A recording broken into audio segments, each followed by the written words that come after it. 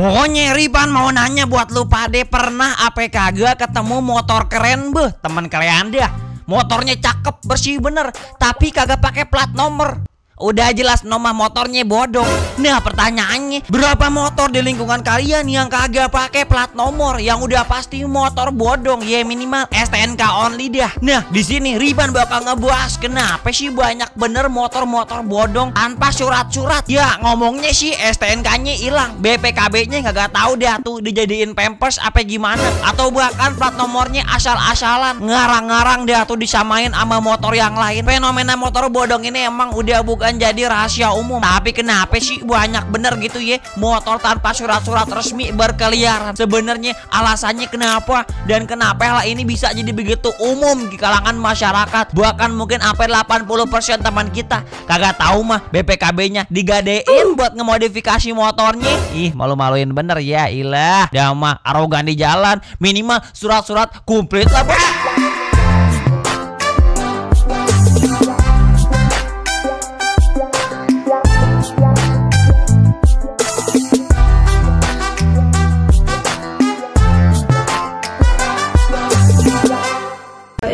Pagi saya datang ke toko sekitar jam 5.35. Saya bersihin toko sama siapin tokonya. Saya itu udah selesai terus langsung ke belakang.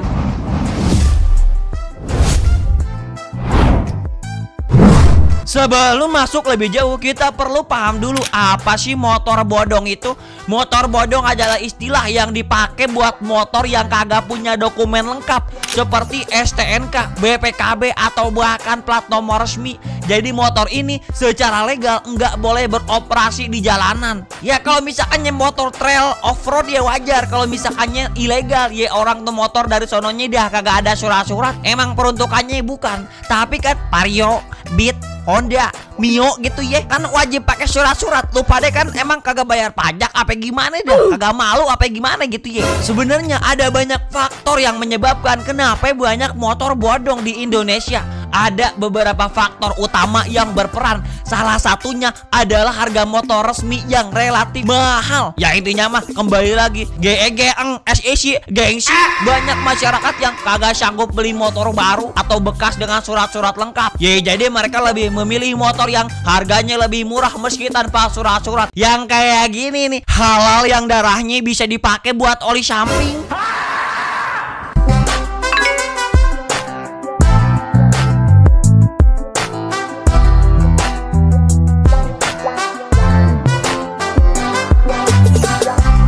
Ya karena itu juga jadi mereka lebih memilih motor yang harganya lebih murah meski tanpa surat. Biasanya motor ini dijual dengan harga yang jauh lebih murah, bahkan bisa setengah dari harga motor bekas yang lengkap suratnya. Misalnya motor Honda Beat yang seharusnya dijual bekas RP 10 juta bisa ditemukan dalam kondisi bodong yang hanya 4-5 juta.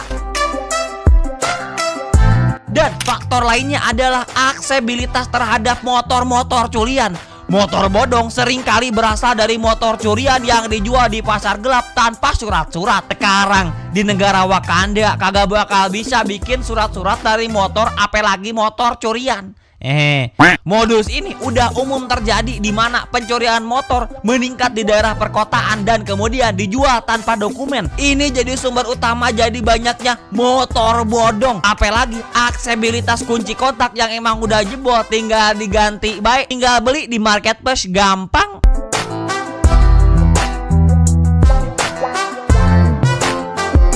Nah lalu alasannya kenapa orang membeli motor bodong? Kagak mocil, kagak moge, demen bener pakai yang bodong. Alasan utamanya seperti yang Ripan tadi sampaikan, GEG, SEC, gengsi. Emang apa sih nggak boleh?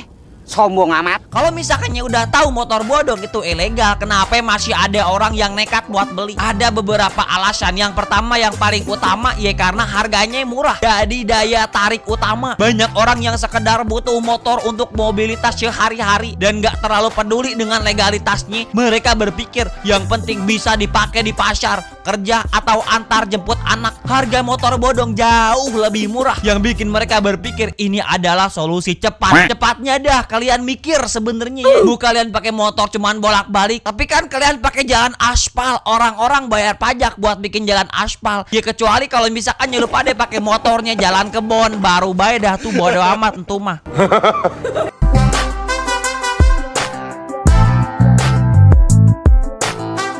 Nah, yang kedua, banyak yang berpendapat bahwa proses pembelian motor resmi ribet dan lama. Loh, kagak mungkin beli motor cash, apalagi diperumit. Kagak mungkin di Indonesia mah kagak ada yang kayak gitu. Apalagi produk motor sebelah yang kagak mungkin beli motor cash dipersulit, mana ada.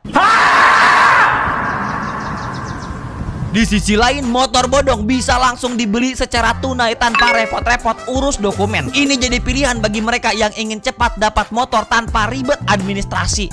Selain itu, ada juga alasan seperti minimnya pengawasan dan penegakan hukum. Di beberapa daerah, motor bodong masih bisa berkeliaran tanpa terlalu banyak masalah dari aparat hukum, meskipun ada resiko ditilang atau disita. Kendati demikian, banyak motor-motor bodong di negara Wakanda, bukan di Indonesia, termasuk aparat-aparatnya kontribusi dalam mengekspor motor-motor bodong yang emang udah belakangan viral di internet. Nah, sekarang Riban bakal jelasin data dan fakta kasus motor bodong. Kalau misalkan kita bicara data, menurut laporan Korlantas Polri, setiap tahun puluhan ribu motor dilaporkan hilang.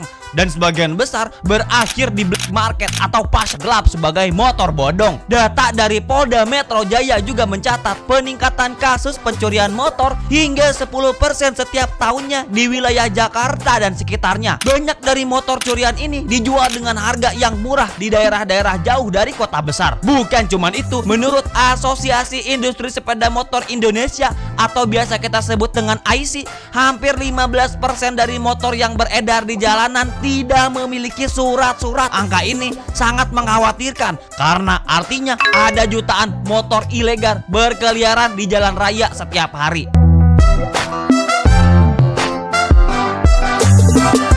Kendati demikian, kita harus tahu kira-kira merek-merek motor apa sih yang biasanya paling banyak bodongnya gitu ya.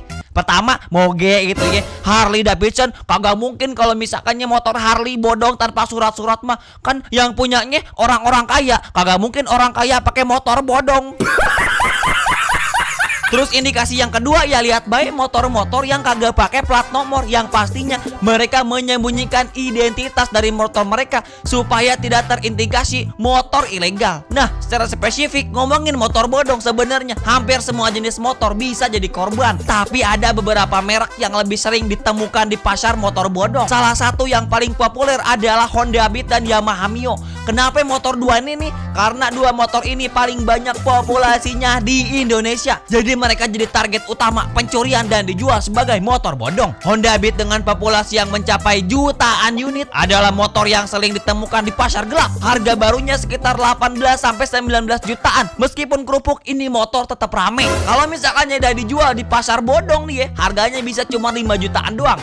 Sementara Yamaha Mio yang terkenal sebagai motor serbaguna dan bestinya SPBU yang paling banyak diminati, apalagi motor ini dikenal tangguh dan mudah dimodifikasi sehingga makin laris di pasar motor bodong. Jadi kira-kira solusinya apa dia Bang Ripan? Tentu saja harus ada penegakan hukum yang lebih ketat dan edukasi kepada masyarakat tentang resiko membeli motor tanpa surat. Selain itu, pemerintah juga harus memperbaiki sistem administrasi pembelian motor baru dan bekas supaya lebih cepat dan terjangkau, sehingga orang kagak lagi tergiur beli motor bodong hanya karena alasan harga. Ya, jadi mungkin itu baik dah penjelasan dari Ripan. Semoga buat kalian yang pakai motor bodong, hidungnya disumpel pakai perklep tiger, bodoh amat dah.